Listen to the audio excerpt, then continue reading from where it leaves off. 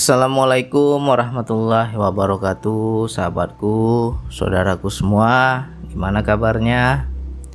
Semoga selalu dalam kasih sayang Allah, selalu dalam perlindungan Allah, selalu dalam rahmat Allah. Amin ya Allah. Gimana dompet? Aman nggak dompetnya? Mudah-mudahan jangan badan aja yang sehat, dompet juga harus sehat ya. Jadi ini ngomong-ngomong dompet, saya mau berbagi pengalaman ya. Bagi-bagi cerita lah. Mudah-mudahan bisa diambil ilmunya. Banyak faktor penyebab sempit rezeki itu banyak. Bisa karena kita terlalu cinta, akhirnya Allah ambil. Bisa juga karena kita kurang bersedekah, kurang berbagi, sehingga selalu sempit. Bisa juga karena kurang memperhatikan orang tua. Ya. Jadi setahunan belakangan ini saya itu mulai menerapkan keadilan. Kalau dahulu ya jujur aja, mungkin hanya orang tua saya yang saya perhatikan, mertua saya jarang perhatikan. Karena saya menganggap mertua saya itu ya berkecukupan dan orang tua saya yang lebih berhak untuk dibantu kan gitu. Tetapi terjadi apa? Rumah tangga hancur, kita berantem gara-gara uang ya kan, istri jadi nggak suka sama orang tua kita, macam-macam lah. Karena apa? Kita sendiri yang tidak adil. Lalu kita ngirim uang ke orang tua diam-diam tanpa sepengetahuan istri, ujung-ujungnya ketahuan juga, berantem lagi ya kan. Begitu seterusnya. Jadi setahun belakangan ini saya mulailah berlaku adil, belajar adil ya. Jadi saya bilang ya udah, mulai saat ini kita lebih perhatikan orang tua, dan saya mohon maaf selama ini saya kurang memperhatikan orang tuamu. Ya, saya nggak adil selama ini. Jadi saya mohon maaf sama istri, saya berlakukan keadilan ya. Jadi kalau saya kasih orang tua saya sekian, orang tua istri juga sekian. Lalu alhamdulillah setahun belakangan ini ya dompet kita mulai bernapas. Kalau dulu sak napas dia. Nah, jadi mulai bernapas dan Allah beri kemudahan rezeki sehingga kita bisa menyantuni orang tua setiap bulannya. Kalau dahulu ya jangankan untuk orang tua, untuk diri sendiri aja kurang. Bahkan pernah saya di saat saya terpuruk itu hampir 3 tahun itu.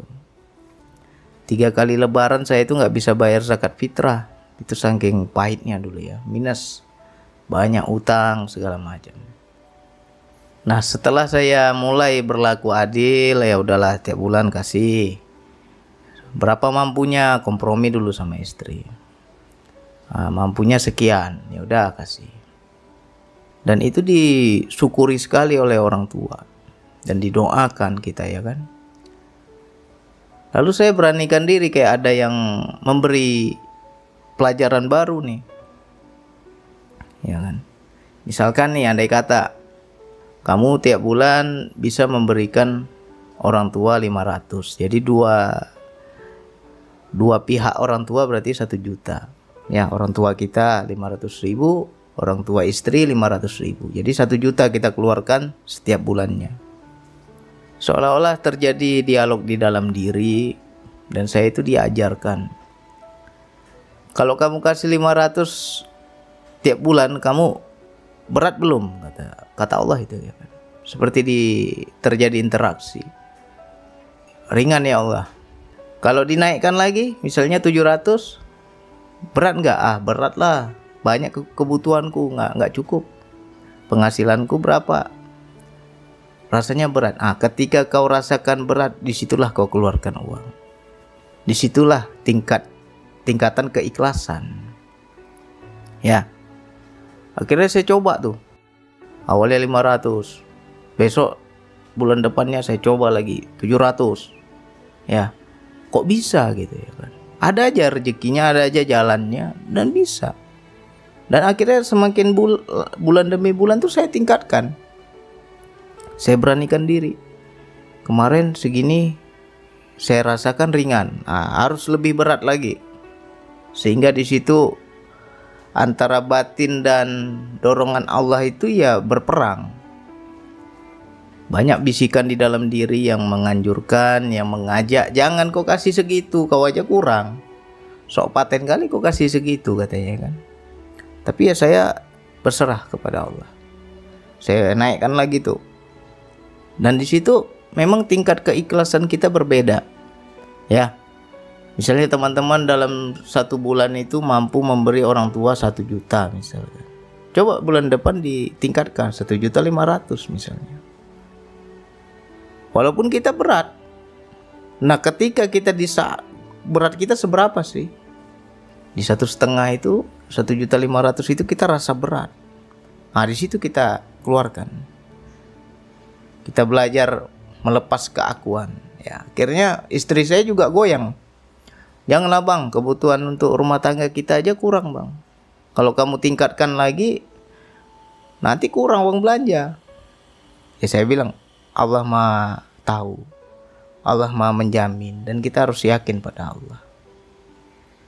Ya, karena ketika kita mengeluarkan sekian, terbiasa ya, misalnya udah bertahun-tahun kita memberikan orang tua 500.000 itu nggak meningkat.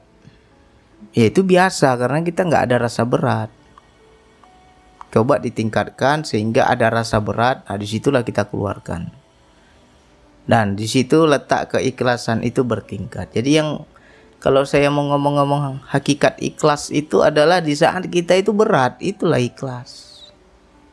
Karena berperang. Ya. Misalnya teman-teman nih, kita kaya raya punya uang, lalu kita bersedekah kepada orang susah 5 juta, 10 juta misalnya, kita bersedekah, banyak uang kita kan. Sementara kekayaan kita ratusan juta bisa miliaran. Dan di situ kita mengeluarkan 10 juta nggak berat. Nah sedangkan orang miskin walaupun dia hanya mengeluarkan 5.000 perak, 5.000 rupiah, dan di situ dia berat karena dia nggak mampu. Bisa jadi tingkat keikhlasan itu dia yang lebih tinggi tingkat ikhlasnya. Karena di situ ada rasa berat. Ya.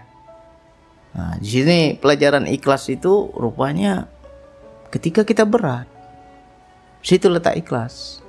Kalau kita belum ada gejolak di dalam diri, belum bertentangan di dalam diri kita, ya itu masih level bawah ikhlasnya.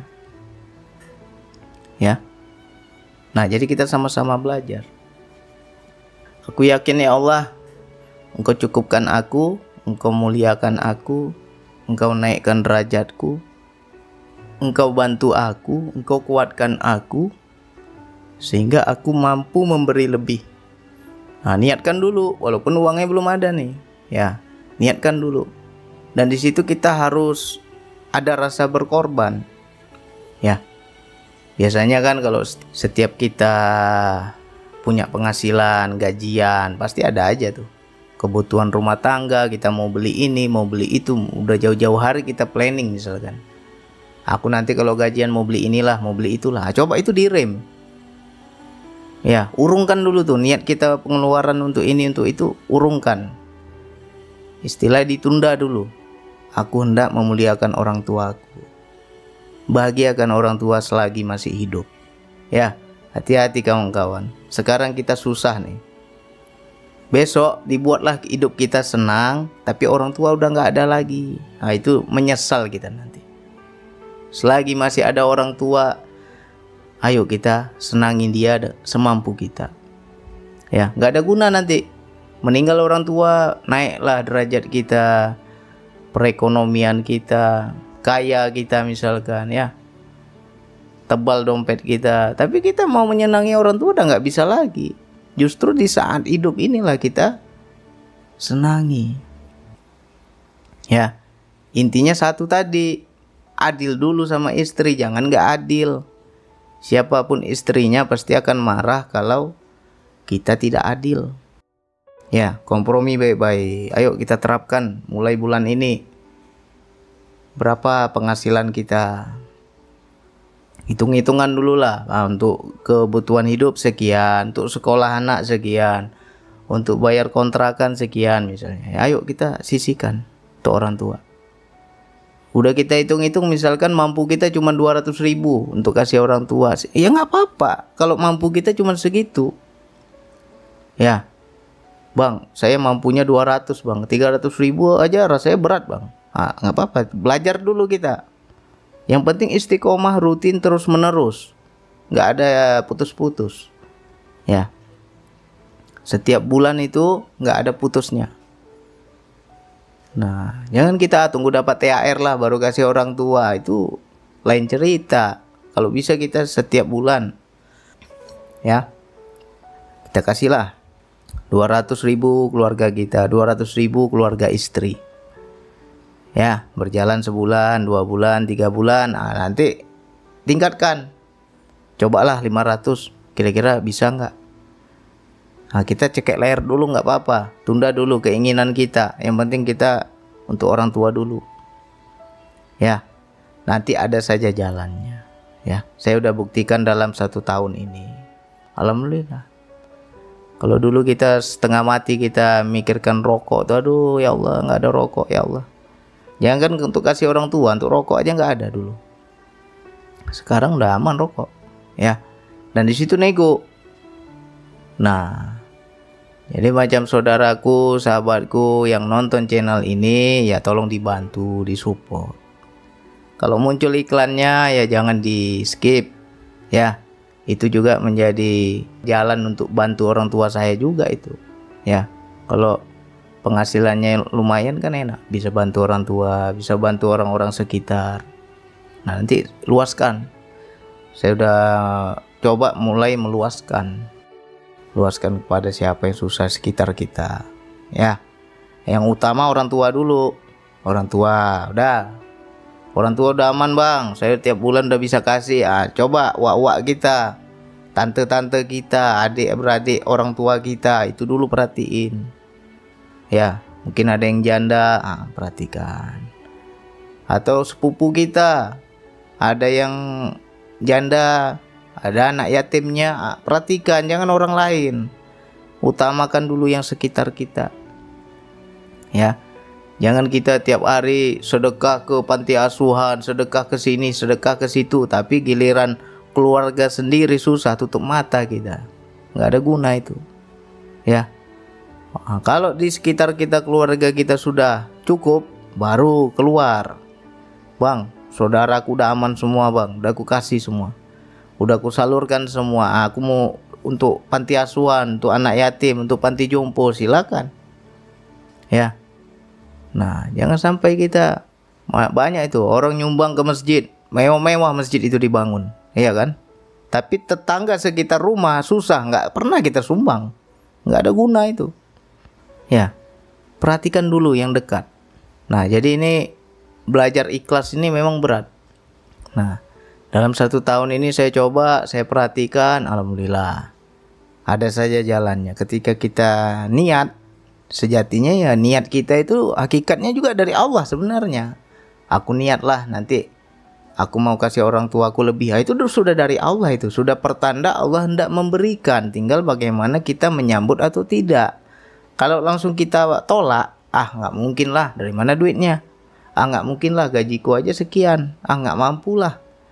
Kalau kita mindset kita sudah seperti itu, Allah nggak kasih, ya.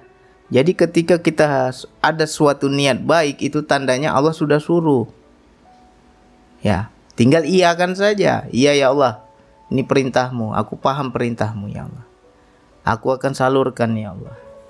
Nah, jadi nanti kita belajar tingkatkan, ya. Bang, aku nggak mampu banyak-banyak bang, gajiku kecil, ya berapa mampunya kamu, yang penting istiqomah, ya. Yang penting rutin. Misalnya mampu kita 50.000, ya udah 50.000 tapi rutin tiap bulan, jangan putus-putus, ya. Mampu kita 100, ya sudah setiap bulan seperti itu. Nanti mulai tingkatkan, 500.000 tiap bulan, ringan kan? Bisa tiap bulan. Dalam 3 bulan pertama mungkin enak aja itu, 500 kita anggap masih kecil itu. Tingkatkan lagi 1 juta. Kalau nggak mampu 1.700.000 bertahap. Aduh, rasanya 700.000 aja untuk orang tua berat lah, gajiku nggak cukup ini. Nah, ketika kita rasakan berat, disitulah hakikatnya keikhlasan. Ya, keikhlasan adalah bukan seberapa banyak kita memberi, tapi seberapa beratnya kita ketika memberi itu. Itulah keikhlasan. Ya, orang banyak duit, kasih banyak, berjuta-juta, puluhan juta, tapi karena dia mampu, nggak berat, itu belum tinggi ikhlasnya. Tapi kalau kita, walaupun kita nggak punya apa-apa, tapi dengan yang sedikit itu kita sudah berat itu, karena kita nggak punya, itu lebih tinggi ikhlasnya itu. Ya, jadi saya doakan mudah-mudahan saudaraku, sahabatku yang mengamalkan ilmu ini jauh dari kesempitan rezeki. Ya, buktikan, saya udah buktikan setahun terakhir ini sudah mulai bernapas kita. Ya, orang tua dulu utamakan. Udah orang tua, orang sekitar, siapa lagi? Ya. Nah, ketika berat itu tambah, naik lagi, naik lagi, naik lagi, naik lagi. Senangilah orang tua ketika masih hidup. Nanti udah meninggal orang tua, kaya kita, banyak harta kita, tapi mau nyenangi orang tua udah nggak bisa lagi, nyesal kita nanti. Ya. Jadi ini untuk yang masih bujang, ayo muliakan orang tua. Ingat orang tua, jangan untuk diri sendiri aja. Yang sudah menikah, sudah punya anak, kompromi sama istri. Kalau adil nggak ada istri yang marah, ya. Yang penting kita kompromi. Ini gajiku sekian, penghasilanku sekian. Tiap bulan kita kasih ya. Aku nggak ada lagi bohong-bohong, nggak ada lagi aku istilahnya mengirim di belakang. Semua transparan. Nah, itu berkah. Karena apa? Istri hatinya lapang, istri kita nggak ngutuk-ngutuk.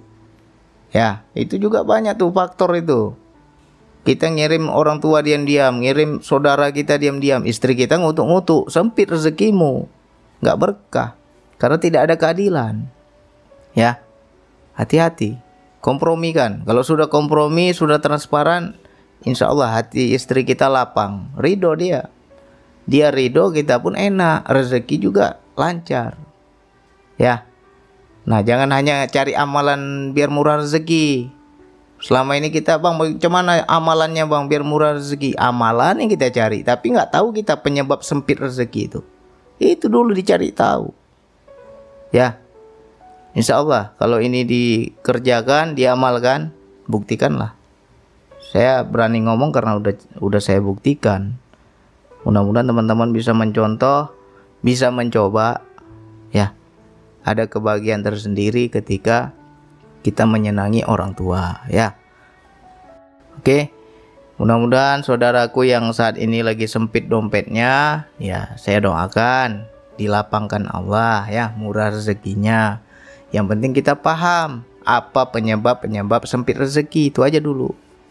Ya, cari dulu. Yang terutama kepada istri, ya hati-hati kita ya. Istri itu apa, lebih cepat didengar itu dibanding kita. Kalau dia kesel, dia ngutuk-ngutuk di belakang, dia gondok, nah celaka kita nanti. Ya, kompromi baik-baik sama istri, insya Allah Allah berikan kemudahan, kita bisa menyenangi orang tua, membahagiakan orang tua. Dan di situ nggak ada namanya kekurangan. Ya.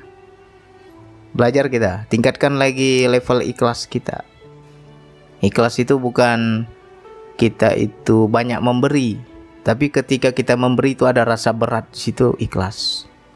Ya, mudah-mudahan ini bisa dipahami, bisa diamalkan. Hanya itu yang bisa saya sampaikan. Wassalamualaikum warahmatullahi wabarakatuh.